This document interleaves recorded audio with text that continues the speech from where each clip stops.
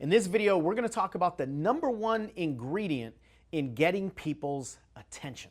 Sales doesn't matter, marketing doesn't matter, Messaging doesn't matter, email copy doesn't matter, sales page copy doesn't matter, conversions don't matter, titling doesn't matter, pricing doesn't matter, packaging doesn't matter, structure doesn't matter, coaching skills don't matter. unless they're paying attention. And it's even more important in today's world of this hyper competitive, hyper overwhelming marketing society that we live in. So if you found yourself struggling a little bit as a coach, sending messages or invitations out that doesn't seem like anybody's paying attention to, you really need this conversation.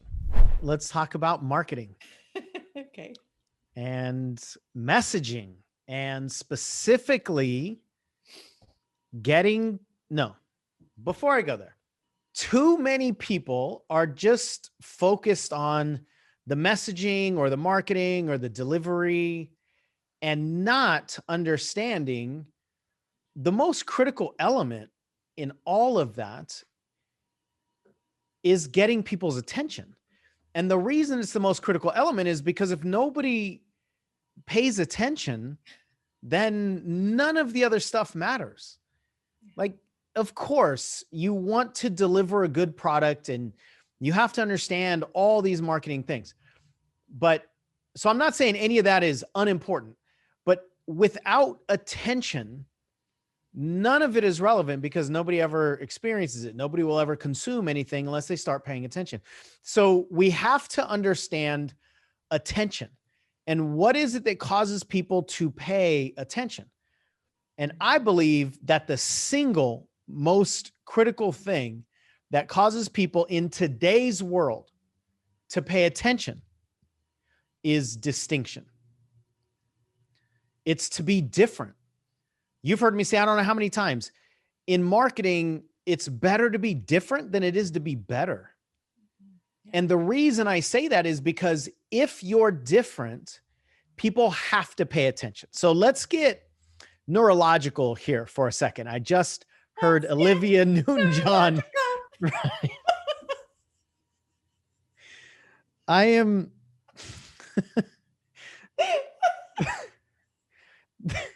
That thought was already going to haunt my dreams. And then you acted it out with the shoulders. Okay.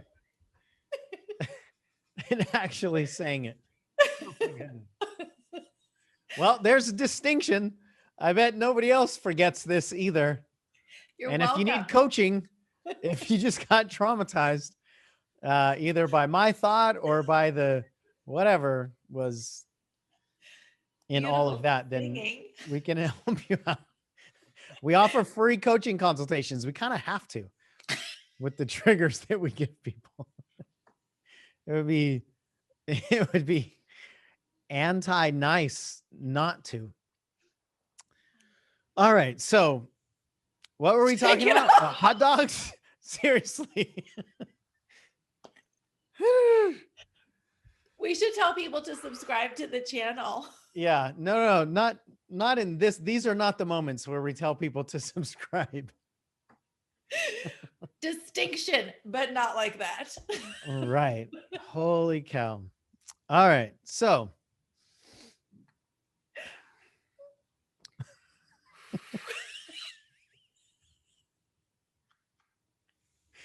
and I can't unhear it. no, we'll never be able to unhear it. I don't know I don't know who it's worse for. That's what you did based on what I said, or that's exactly what I was thinking and singing in my head, and then you just did it out loud.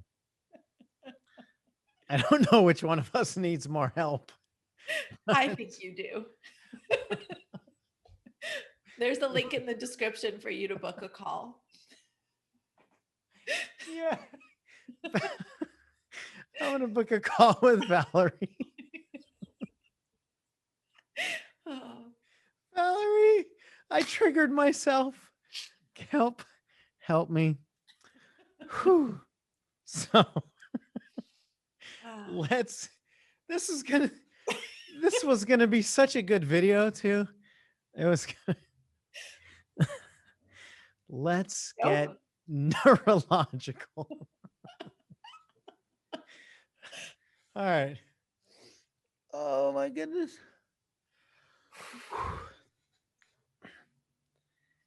We're good. Let's get neurological.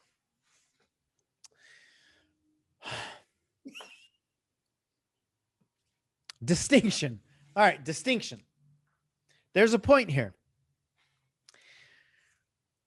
At a neurological level, the human brain actually cannot not pay attention to something it's never seen before.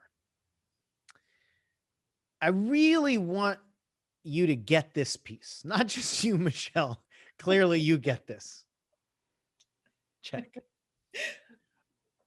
I really, really want you to get this. And especially if you've been struggling in your coaching business, I mean, anywhere, but specifically in your coaching business, that's where we're going to take this conversation. And you feel like you've got good stuff, but you're just not able to get people's attention, or you put out programs and offers and calls to action and free downloads and whatever, and you're just not getting the people coming in and subscribing to your list or buying your programs or whatever. If any of that is resonating with you, then you really got to pay attention to this piece. At a neurological level, we cannot ignore what we haven't seen before. And here's why. Our brain is wired to keep us alive. And one of the ways it does it is expect what danger is out in front of us and then prepare for it. So when the brain sees something that it's never seen before, it has to assess the situation. It has to assess whether it's dangerous or not. Now, that's not really what our brain is consciously doing when we're scrolling through Facebook and we see something that we haven't seen before. We're not really assessing, is this dangerous for me to click the link? But we got to understand that the brain is wired to pay attention. The reason it's wired to pay attention is what I just said. But the practicality of this as it relates to marketing and messaging is that the brain can't avoid what it's never met before. The brain cannot just dismiss something that it's never met before because it has to put it somewhere. Our brain is a categorizing mechanism, which means it has to have a category to put something in. If we understand that, then the worst thing we can do if we're trying to get people's attention is to be like anything else that people have already seen. It's the worst thing we can do. And there are just example after example after example of people who get people's attention and then become famous with their shtick, right? With just a complete, unique, distinct way of doing something. And a lot of times those people are really not any better than the people in their competitive market. They're just different, right? Like one of the guys I'm thinking of right now is the comedian. I don't remember his name right now, but he does all of his gigs with his shirt off. Have you seen him? No. And he's got like this just big old beer belly and he just rocks it from the stage. That's different, right? In the comedian circle, you've got people like Jim Gaffigan. There's a lot of distinction in the way that he delivers and the way that he changes his voice to talk about people in the audience, and the way that he very rarely, if ever, swears. And Elvis Presley was somebody decades and decades ago that did something different that people really hadn't seen before. The audacity to shake his hips the way he did and to be as bold as he is. Lady Gaga, wearing dresses made of meat, right? Like now, if you look at somebody like Lady Gaga, she doesn't really do any of the shock kind of stuff that I remember at least her doing before. Now we just see how incredibly good she is. how well she sings and she's acting now. And it's just like her quality carries her brand now. But in the beginning, it wasn't just her quality, it was her shock value. It was her being willing to do the things, and she was almost always masked up, and she's brilliant at marketing. And, when I said the word shock, I immediately thought of Howard Stern, and he billed himself as the shock jock of Right. radio. And he wasn't anything like better necessarily than a lot of radio personalities out there, but he was different. Right. And if you don't get somebody's attention, they'll never be able to assess whether you're good or not. So this isn't an either or conversation like so many of these conversations are, but we have to, let me clarify what I said. Almost all these conversations are not either or conversations. The way it came out made it sound like most of the conversations are either or. Most of these conversations are and. We have to understand both these pieces. And what I see is that so many coaches are not focused on the attention piece. In fact, they're afraid of it. They're rebelling against it. And I actually think it's because of the same thing that I already mentioned when it comes to the way our brain is wired. I think not only are we wired to fear anything new because it's potentially dangerous, we are also programmed to fear anything different because it's potentially dangerous, but not just potentially in the future. It is experientially dangerous to us in the past. Because once upon a time, pretty much all of us were taught that being different is dangerous. If we were bullied as kids, we weren't bullied because we looked like everybody else. We were bullied because we stood out. Right. The cowardice that is the gang mentality, that's that mob mentality. They don't attack people that fit in. They attack people that stand out because that's what's actually threatening to them. And whether we were actually bullied according to like the traditional sense of bullying, or we were yelled at in whatever fashion in our homes, it's always because we did something that stood out, that crossed the lines, right? That broke the boundaries, that was outside of the box. We rattled the cages. We rocked the boat, right? I mean, how many of these different phrases do we have? And they're usually phrases to say, don't do that, right? Don't rock the boat. Stay in the lines. And of course, there are many, many areas of life where that's critical. We can't have people just going out there and doing all these things that are outside of society's laws and norms and all that kind of stuff. That's not what I'm talking about. But some point in time, almost all of us were taught that if you are yourself, if you are authentic, if you do what you want to do, if you say what you want to say, you're going to get in trouble. Somebody is going to withdraw their acceptance or nurturing of you, or somebody's going to punish you. And it could be punishment with energy. It could be punishment with verbalized, yelling. It could be punishment physically. But most of us were taught that it's not safe to stand out. And that is like literally, it's a primal conflict now. If we understand it at this depth, it's a primal conflict where intellectually most of us understand that we should be different when it comes to marketing. Intellectually, we get it, but we have such a desire to fit in. And we have experience from our past that says, don't do that.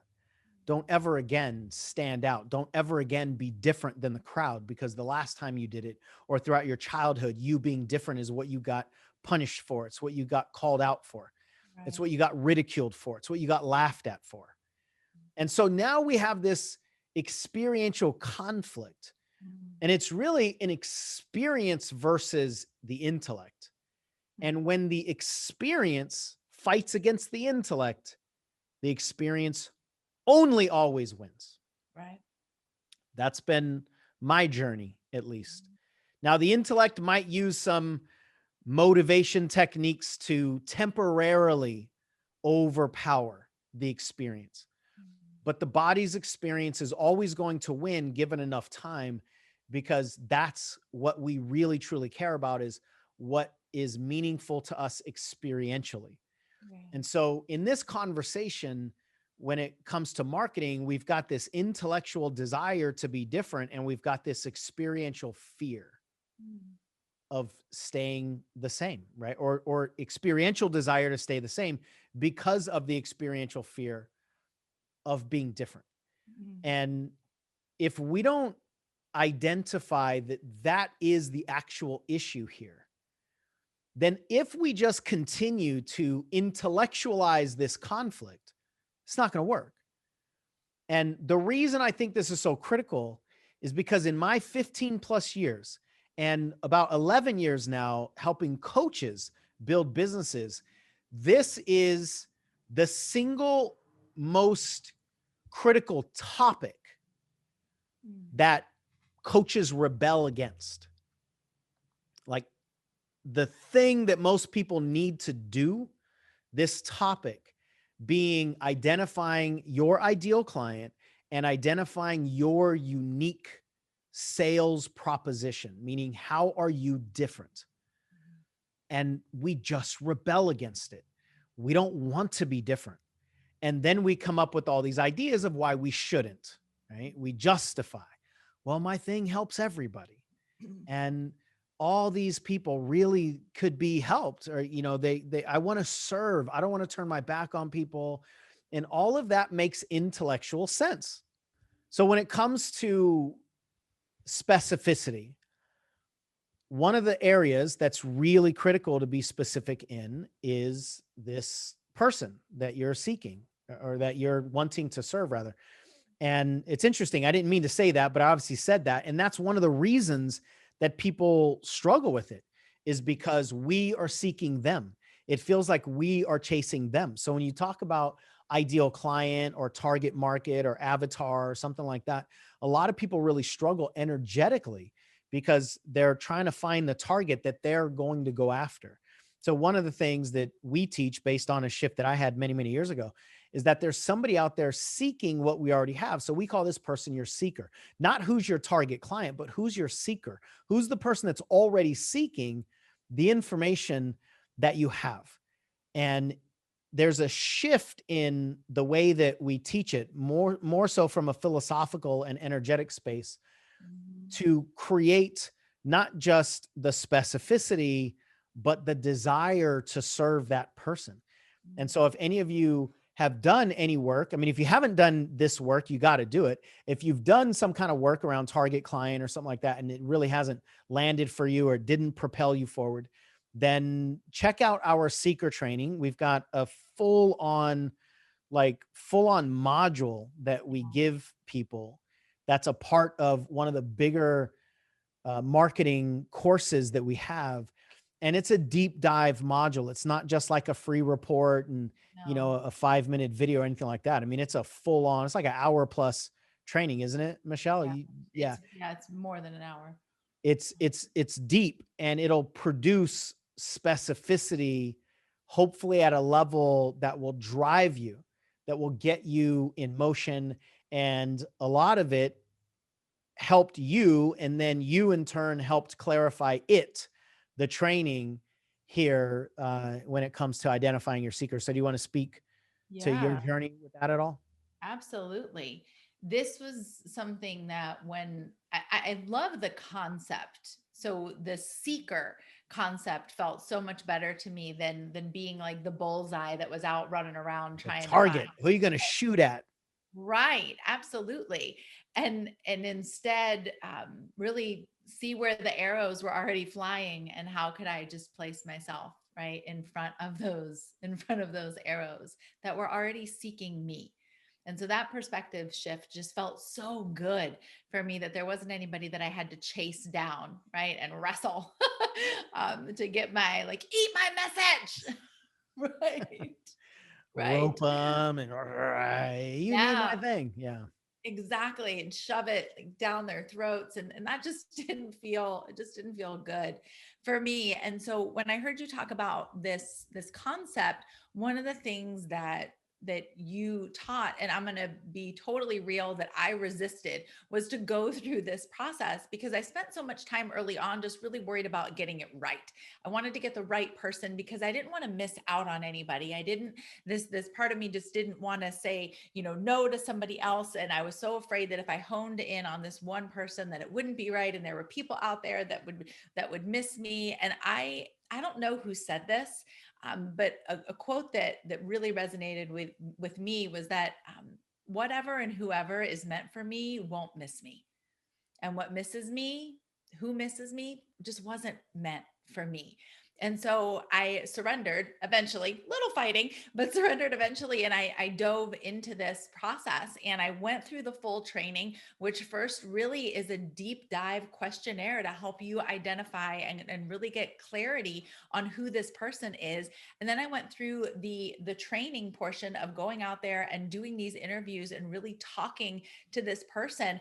And I lost count. I genuinely don't know how many of these interviews that I've done, but through this process and through this training that we teach, I earned over, I know it was over $40,000 in sales that came from having these conversations with people, being very, very specific with my message, finding out what it was that they wanted, where they were, and getting in front of them versus trying to just shove what I was hypothesizing was what they were going to want to, learn, and trying to figure out how to get that to them in the best way. I just stopped trying to figure it out all by myself and started asking the people I wanted to serve. And turns out they have a lot more answers than I do. They are much more educated on what they want than I am, and they know where they hang out more than I did. So when I recognized that they were actually more of an expert on them than I was, things became a lot easier for me. So now I just speak to them directly. It's a complete shift in the business. Most coaches resist doing this, and this is the thing.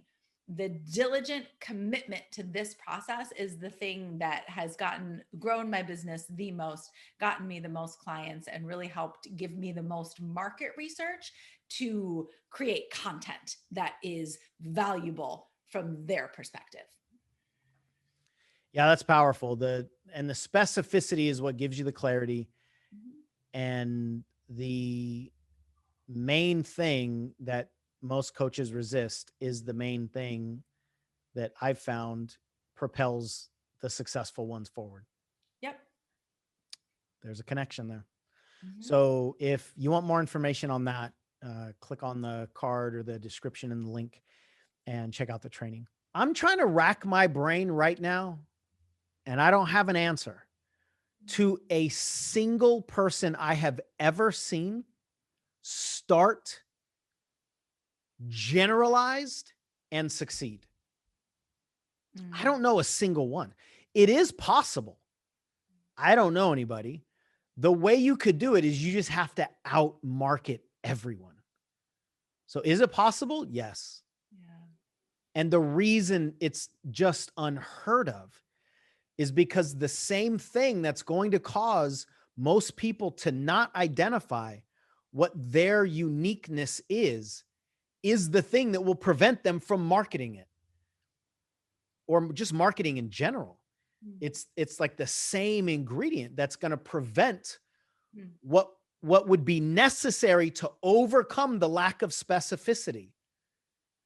It is possible. I've just never seen it happen. Yeah. And so you've got these, so many people that are stuck in this perpetual cycle of reasoning, and the coaching graveyard is full of people that never reconcile this piece. Yeah. So I want to get into a little bit of strategy, but more so just the inner game of all of this. But what comes to you as I say any of that? Yes. Yes to all of it. We have to be willing to do the work to reconcile, I think is a great word, that internal conflict that's going on. Otherwise, we're not going to move. We're not going to move forward at all.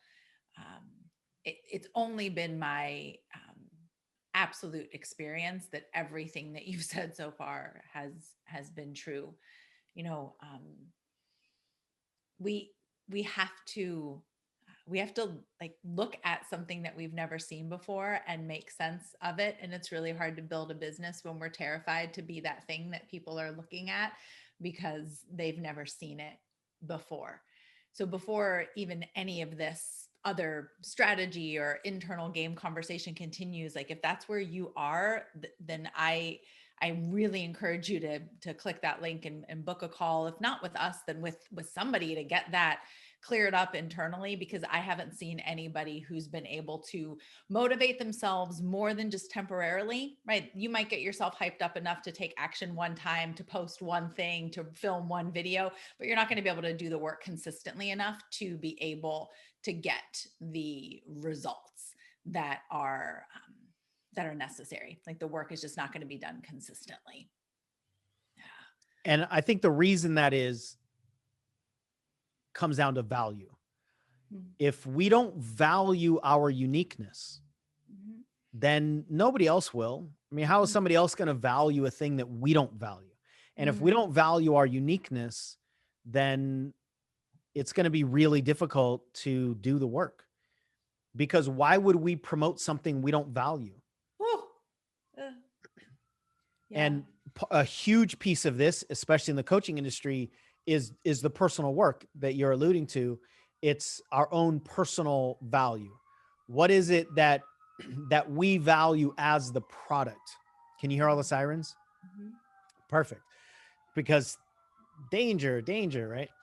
So if we don't value ourselves as a person, then it's going to be really difficult to promote our product when we are the product. Right. Now, one of the elements here that we really have to understand is that nobody's buying us as a person, at least not in the beginning. There are people that buy Tony Robbins or Lisa Nichols or Jack Canfield. They buy the personalities once the personalities are well established. Right. But we don't buy people, we buy outcomes. And we buy somebody's ability to guide us to that outcome.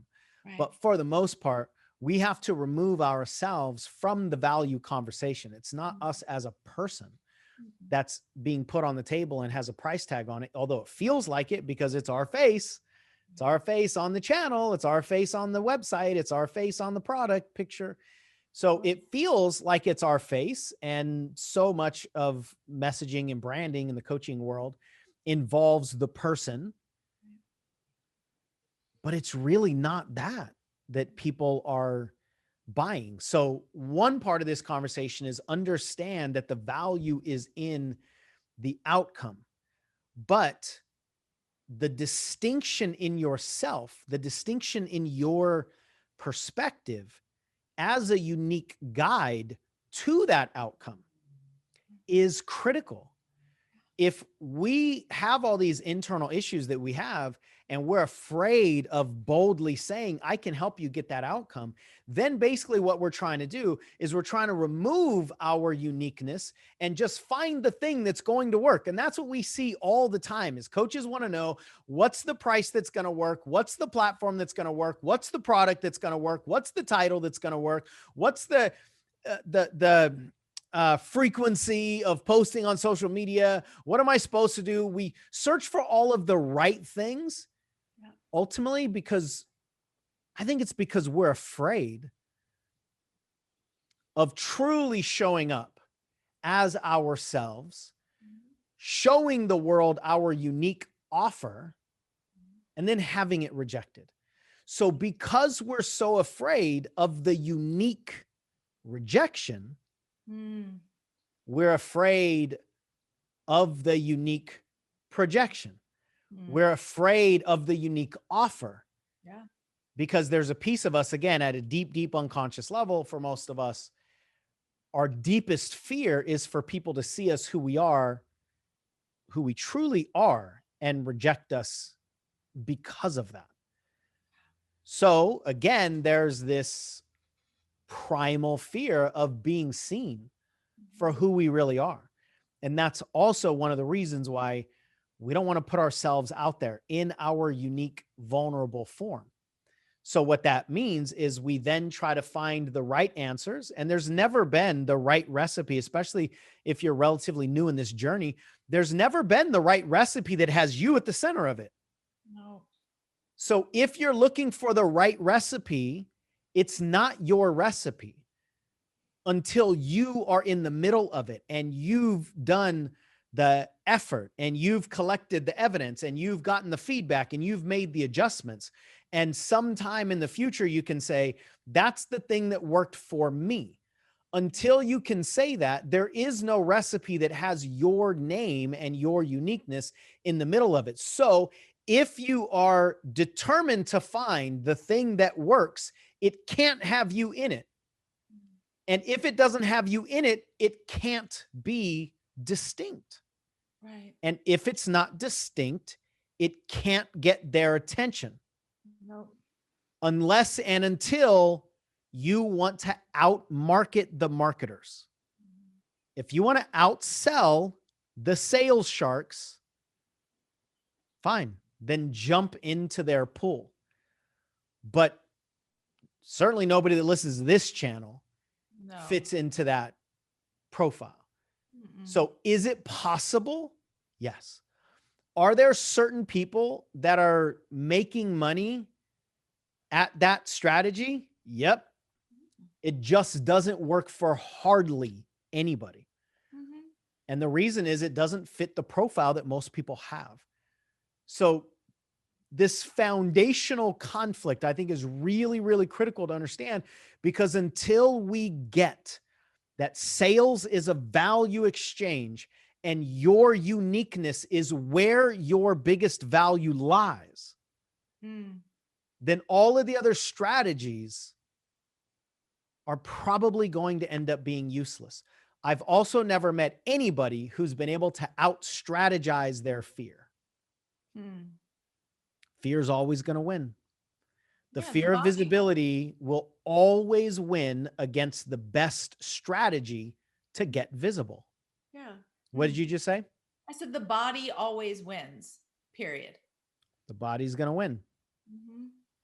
So this idea that we can find the right strategy to overcome an embodied fear of uniqueness is ridiculous.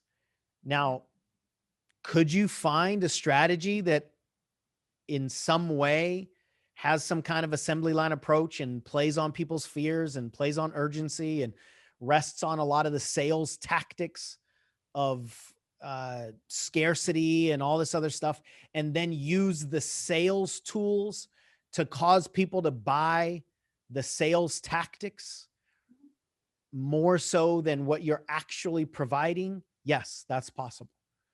And if you were to do that, you'll be miserable. I know a lot of people have done that.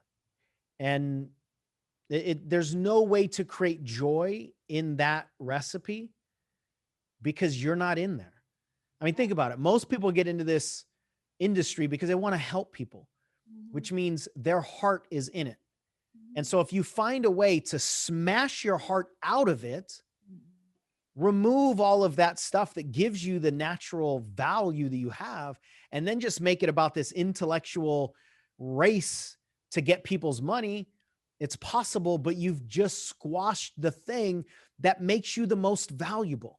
And the piece that most of us are trying to hide from other people because we think if they found out they wouldn't like us anymore, that piece is probably the thing that makes us the most valuable. It's the thing that if they did find out, they would probably fall in love with us. And so this just speaks to our own relationship to difference, as well as our relationship to our own unique value.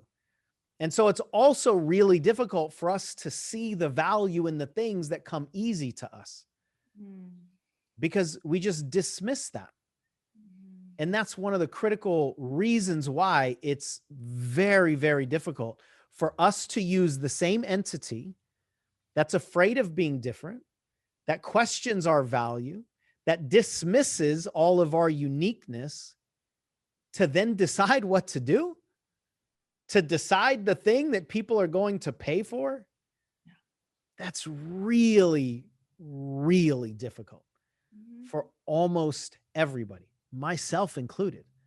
I mean, I do this work. Obviously, I teach this stuff.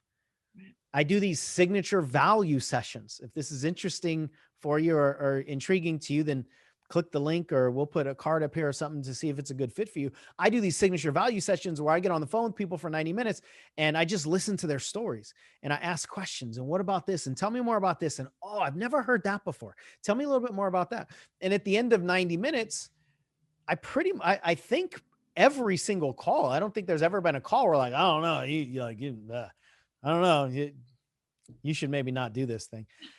Every single call is some version of that's your thing. Like, that's what makes you unique.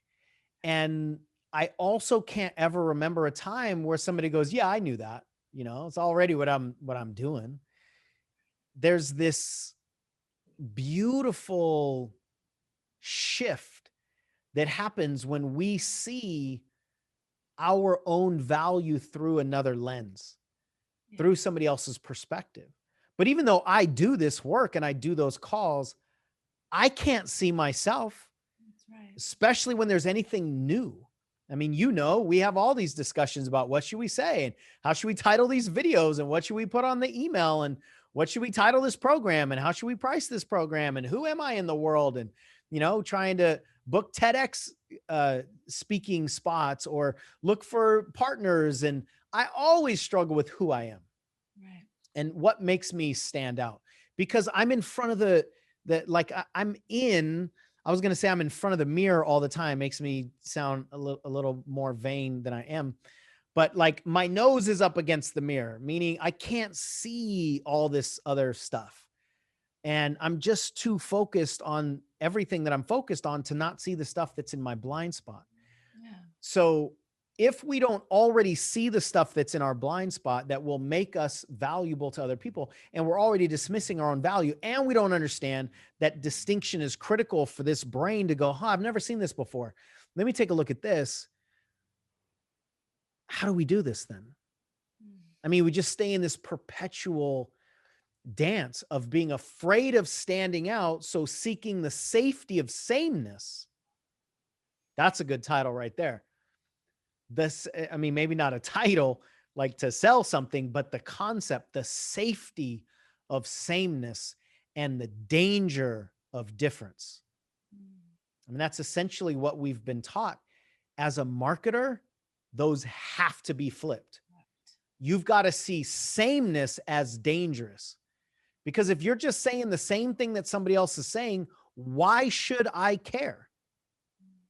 Why would I care if I already have a preconceived idea of that topic, of that perspective? Why should I listen to another canned version of the same thing that I already got? Unless you make it different. Right. Now, it's critical to make a distinction here. A lot of people go, I can't talk about relationships because there's a million relationship books out there. Right. Yes, but not yours, not your perspective. Right. So our perspective on topics that people are interested in is what brings the uniqueness. Right. But we have to understand and value our perspective is really important. Anyway. Yeah. What do you got for us? Yeah, the thought that came to me is that we are never going to be joyful or fulfilled being a non-authentic version of ourselves. Like, it's never going to happen. It is never going to happen. I have like almost 40 years of experience testing that theory, and it's not to be found. it's not to be found. And everything that I know to be true is that when we do recognize that who we are, the vessel. I'm so happy, Sean, that you spoke to the like, it's not about the concepts being distinct and different. It's about the speaker, right? The person who's delivering the message. Because I mean, ultimately, I think in personal development, if we generalize it, go way, way, way up, we're all essentially saying the same, like a version of the same thing. So the only thing that makes us different is us. It's the way that we present it. It's the way that we talk. It's the way that we write. It's the way that we communicate our ideas. It's the way that we express. We are the variable, the uniqueness. And there are people out there whose ears are honed in, like they're only the frequency, right, that they're going to hear is only going to come through our voice. And when I really started to grasp that idea, that I wasn't necessarily speaking to any concepts that were so unique, but it was Michelle's perspective on these concepts that was unique, and there were people out there who didn't get it when they heard it from you, who didn't get it when they heard it from whatever book they read or whatever other video they watched. It was when I said it, they were like, yes, that. Like they'd never heard it before. And as soon as I recognized that, I began to get more comfortable with my voice and with my expression, because I've noticed that when I've tested things, when I try to fall into, the copy, right? Like, oh, you don't have to write your own copy. Just, fill in the blanks with your version of this paragraph, right? Just fill in these little blanks with a little bit of you. People don't really respond to it because they've seen it It's before. marketing Mad Libs, right? Right. And I've seen it even in myself scrolling through Facebook, when I see like, oh, that's an ad. I've seen that before. I've seen that before. And I just keep going, even though I know they're different people, but I can just tell right away, it's the same stuff I've seen 1,000 times and I don't need to click on it.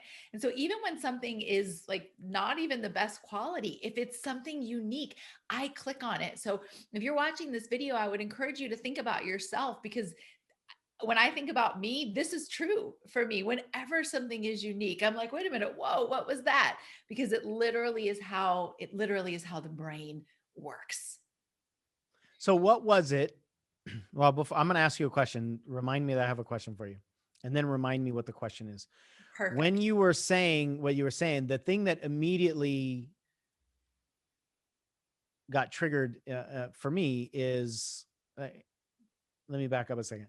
When you were talking about all the things being the same, I immediately thought of LinkedIn. I've probably got at least 1,000 messages in my inbox that are saying some version of the exact same thing. Mm-hmm. Hey, do you want 8 to 10 more leads? Or it's usually like, do you want 3 to 5 more high paying clients guaranteed every single month? Mm-hmm. Sometimes they'll throw no sales, no marketing, or some other like attempt at being cute or something, but it's the same thing. And I don't know how many times because you've seen some of my responses now, and I'm starting to get a little snarky with them, but it's actually sad, because the only reason there are 1,000 messages is because it has to work. It has to be working for somebody in order for there to be that much of a supply. Yeah. That means there are people clicking links. There are people that say yes. There are people that are taking the bait.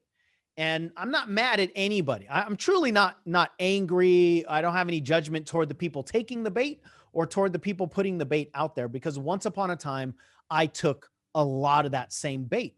Mm-hmm.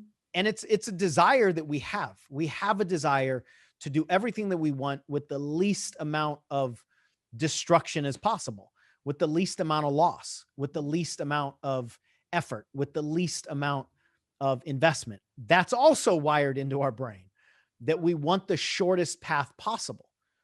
So that's one of the reasons why we're searching for those things. I have no judgment toward any of that stuff. And there are times when I get into it with some of these people, I'm like, tell me something that's going to be different. And a lot of times I'll say, I'll book a call with you if you'll tell me how this is different Mhm. than the hundreds of people that are literally saying the same thing to me. Right. And I've not once had anybody that could explain to me how their thing is different, which also tells me that a lot of them, and I'm using a broad stroke here, so this isn't, I don't think this is the case for everybody, but a lot of them don't have enough understanding of their own Mhm. offers Right. to explain to me how they're different from all the other stuff I've seen. Yeah. And a lot of times they don't even know who I am. They don't take the time to see if I'm a coach or to ask me any questions. I mean, they see I'm a coach because that's what it says on my bio, but they don't know how long I've been coaching, and they don't know what my current level of revenue is, and they don't know what I'm currently doing. They just feed me this assembly line approach, and they don't even know who they're offering this to. And it's just like this sprinkler strategy, right? Just sprinkle as much of the offer everywhere that you possibly can, and hopefully it'll land on somebody that will take you up on it. But my point in all of this is, without that distinction, I personally don't care. But now I just get sad a little bit, because it feels to me like people are just trying to sell the widget. They're trying to sell the commodity. There's like so much commoditization of coaching and of people. We're just putting people in this assembly line. So back to the question I have for you. Do you know what it is? No, but I want to say something first. So you hold the question now. I think what's also really sad is that there could be somebody who is unique and is valuable inside of that. And this is important for the coaches to really pay attention to, because if we're doing the same, even if we are really, really valuable and we really are distinct and we really are different, but we're putting ourselves into that system that looks just like everybody else, Sean isn't opening your message. He's not opening your message, so he's never going to know you. Right. And without standing out, without giving me or you or anybody a reason to go, I haven't seen this before. Now we have to try to not, like, then we'd have to fight the temptation, because we have this natural temptation to go, I haven't seen that before. I need to know. I need to click. I need to solve the friction that's in my brain, because I don't know what that is. And that's one of the things that sales tactics use to prey on people's temptations, is they create something that the brain hopes is true, doesn't believe is true, but has to find out. I did that. I watched a webinar not too long ago of some kind of a pitch that said X number of dollars, 6 figures a month or something like that, with no sales, no marketing, no all the things that people don't like. And it's easy. And I immediately was totally turned off, because I think it's a bunch of BS. But there was a piece of me that had to find out. At the very least, he had put together this whole package that I'd never seen before. Right. You don't have to do this. You don't have to do this. You don't have to do this. You don't have to do this. And you can still succeed. I had no interest in the program because I knew it was BS. And even if that's possible, I'm not interested in it. But I had to find out. And I watched his whole webinar. So there's this element in our brain that says, if we want something to be true, but we're not sure if it's true, that creates a friction of like, I gotta know. And I think that's what causes so many people to be attracted to so many of the assembly line approaches. And we pay for things a lot of times that we just hope are true. Yeah. A lot of times we don't believe the things that we're going to buy is actually going to work. But there's a piece of us like, but maybe this one time, right? I don't know if it's the lottery mentality or what it is, but just maybe this one time. What we're saying is you can use that same ingredient in the brain, but use it with distinction. Don't use it with falseness. Don't use it with like this crazy eat more cake and lose 10 pounds in a day kind of clickbait. And that's essentially what it is, because when you attract people with that fantastical desire, intrigue, meaning you're appealing to their fantasies of what they hope are true. When you attract people with that magnet, you're not very often going to attract people that will stick around long term once they learn what you're actually going to teach them. Because that fantasy is going to set expectations. The expectations are going to be broken if the fantasy is a fantasy and it's not true. Once the expectations are broken, now that person that showed up to eat cake, once they recognize there's only Brussels sprouts here, they're not interested anymore because they came for the cake. Yeah. And it doesn't always have to be that drastic of a difference, right? From cake to Brussels sprouts. But if it's anything different than the thing that got them hungry in the first place, thirsty, lusting for it, if it's anything different than that thing, they'll probably lose interest. Yeah. So we don't want to attract people with these fantasy desires, unless that's the business that you're going to run. And of course, none of you would still be paying any attention. So the question I have to you, based on what you said earlier, is what was it that caused you to have the guts? Maybe that's not the right way to say it. Actually, I don't even want to lead you in that direction. Okay. But what was it? Was it a thought? Was it whatever? Here I say, I'm not going to lead you, and then I give you a bunch of options. What was it that caused you to put your distinction out there in order to get the evidence?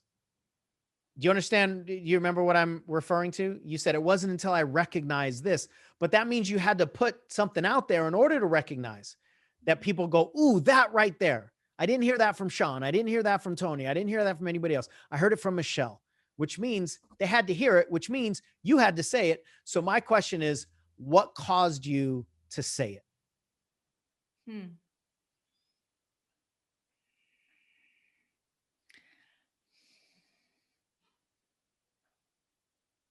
I don't know. I think I just got tired of choking on my words. You know, I think I just got tired of swallowing down my thoughts. You know, man, I did like, I, maybe it was after, you know, one of our events when I just like realized like, I know this stuff. Like, I know this. I have these experiences in my body. There are people out there who want to hear what I have to say, who are resonating with the sound of my voice, and just being quiet and putting my hand down and pretending like there aren't people who are assigned to me and waiting to hear from me. That just didn't feel good to me anymore. It's like I was keeping their lesson, their transformation, their breakthrough. I was keeping that from them. And that just didn't feel good for me. And you know, the other thing, Sean, it was exhausting. I swallowed just there a cuss word because it was a big one. It was effing exhausting. It was so tiring I mean, I was just thinking about that fantasy that you were saying. And I had the image of like, you know, like beer goggles, right? Like, oh, you fall in love with this person at like 3:00 in the morning, and then you wake up the next day and wow, that's not who I thought I saw at the bar the night before. And the reality is that it takes a lot of effort on the person who's upholding the fantasy. It's something that you have to do all the time. And I just got so tired of pretending to be somebody that I wasn't. And it just became easier to just be myself. And then I started writing things that were unique, like to me from my perspective. And then I got the feedback that people, they loved it and they were waiting to hear that from me, because nobody had my experiences and nobody expressed them in the way that I did. Thank you for breaking all that down. And I think the most important piece of what you said at the end is that you didn't say these words, but they valued your uniqueness. And we're terrified of showing our uniqueness because what if they don't like it? Yeah. But there's only one way to find out. Try. And I also can't ever remember anybody diving into their uniqueness and finding out from a marketing standpoint, not even just from an essential standpoint, like is somebody's uniqueness valuable? Of course it is. Right. But from a marketing standpoint, I can't remember anybody really diving into their uniqueness, their actual uniqueness, not their intellectual uniqueness that's based on safety and the thing that hopefully everybody's going to buy, but their actual uniqueness, the thing that gives them distinction, and then fail with it. I don't think I've ever even asked like myself that question. Have I ever seen anybody drill down and then fail with it? Like if they actually tried, meaning that the market actually told them this isn't valuable because they showed their uniqueness, and people with enough time, people rejected them. The market rejected them. I've never seen that happen. I've seen the majority of people not ever give their uniqueness to the world to consume because of all the fears we've been talking about.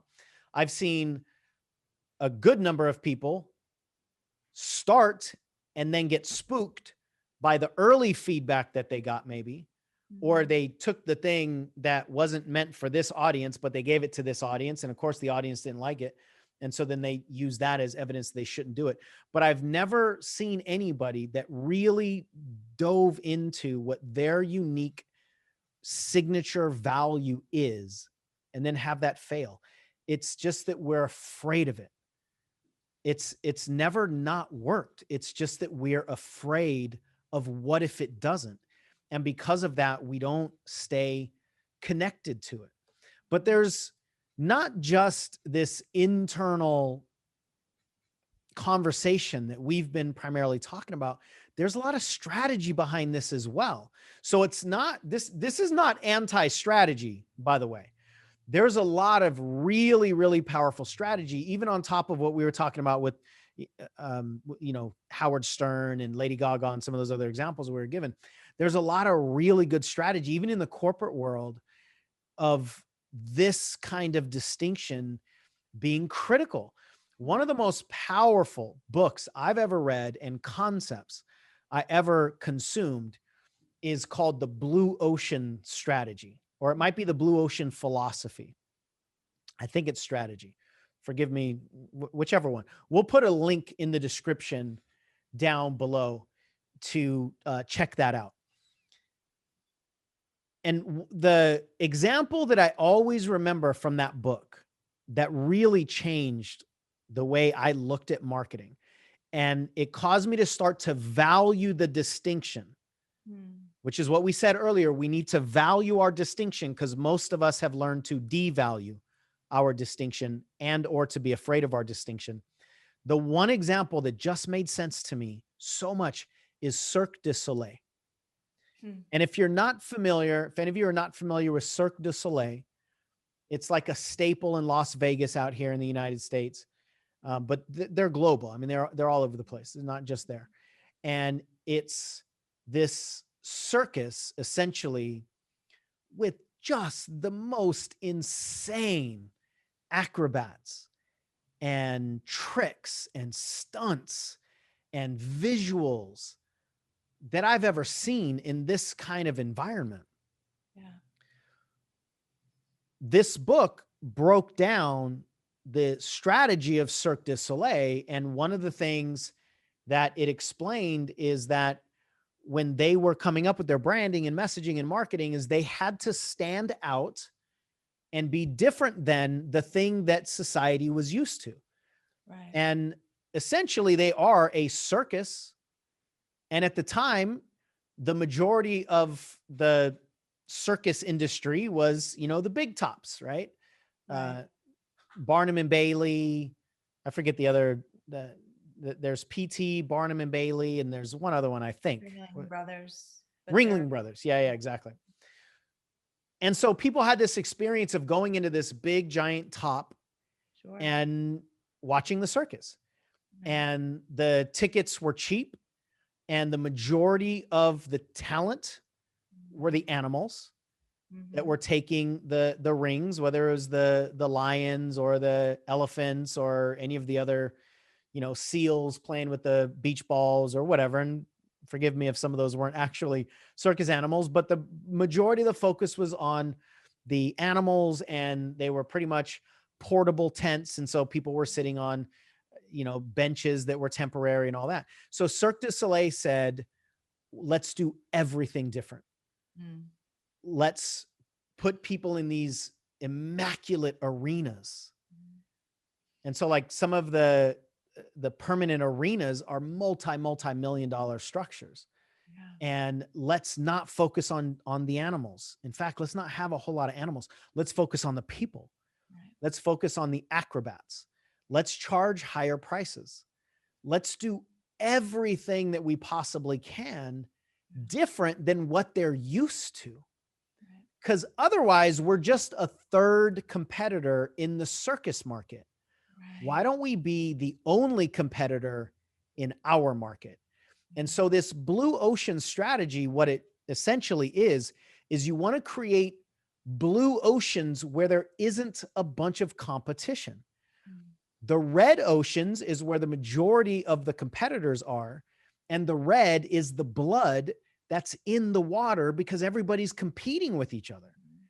And so when we do all the things that we're trying to convince people to not do in this video and our philosophies, if we try to play it safe, if we try to do the same things that other people are doing, if we're looking for pre-approved, guaranteed strategies, essentially what we're doing is we're jumping into and trying to survive in the red ocean.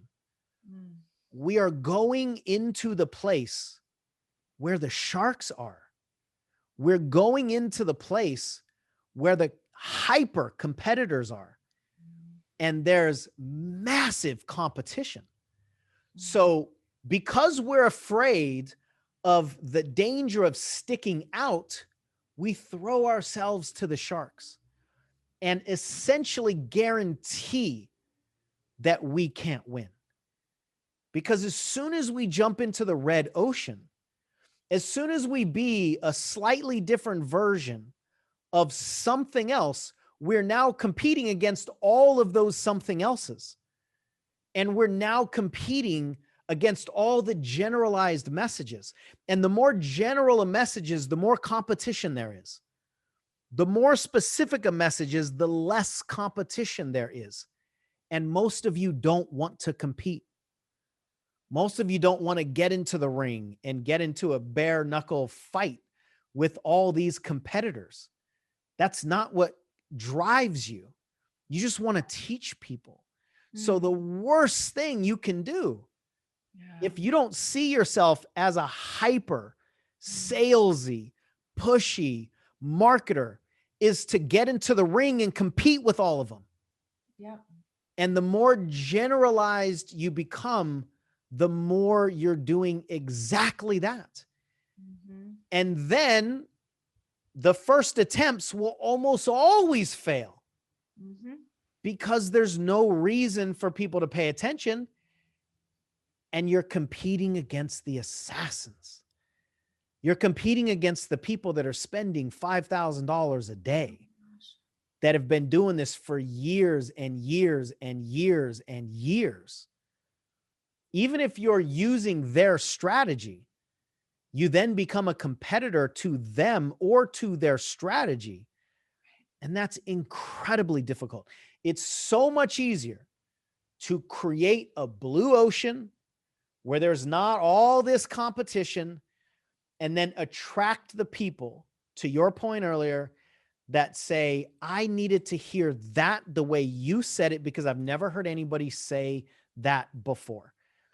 And that's the way to get people to think like you're in their head. The way to get people to really believe that you're in their head is share with them what's in yours. Amen. Be vulnerable with what's in your heart, and you will access what's in their heart. But treat them like a commodity and just try to put them on the assembly line, and then try to get money out of their wallets while competing against all the other assembly lines, that's a lose-lose scenario, because Well, even if you win, you lose.